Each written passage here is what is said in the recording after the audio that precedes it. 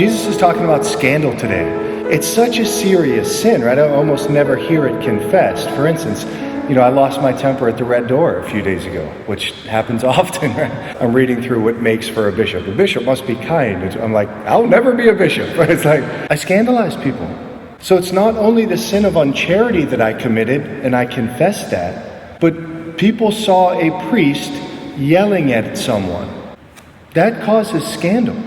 What's he say about scandal? If you cause one of these to sin, these little ones, that is, if you cause somebody to be scandalized, better for you if a millstone were put around your neck and you were thrown into the sea.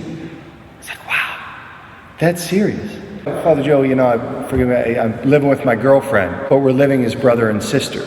Well, that applies to a very narrow group that's allowed to do that. The primary sin when a couple's living together is not that they're having sex before they're married. The primary sin is the scandal it causes. You live next to my nieces and nephews, and you're really nice people and kind, and they love you, and now you're teaching them that what you're doing is absolutely fine, which makes them distrust the church's teachings. You've scandalized my nieces and nephews. You're scandalizing others. Not going to Mass on Sunday. Sometimes parents will confess that. We didn't go to Mass this Sunday. Do you have children? Yeah, I have children. Well, I'd like to hear you confess the sin of scandal as well.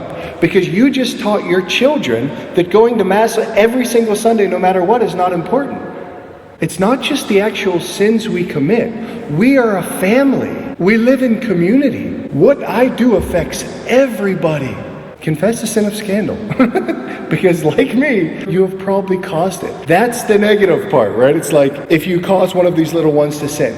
Let's live the opposite. Let's build these little ones up. Let's encourage these little ones. Let's encourage our young families. When you guys see young families at Mass, and I was at St. John and Paul this past week, kids everywhere. So I'm so proud of you. I'm so proud of you for bringing your kiddos here. Now we can build these little ones up. We can build these young families up. So just as we can cause others to stumble, so we can remove blocks from people. I used to think that the Catholic Church was so mean and they just hated everybody. But then I met Bill and wow, what an incredible guy. He's just so kind and loving.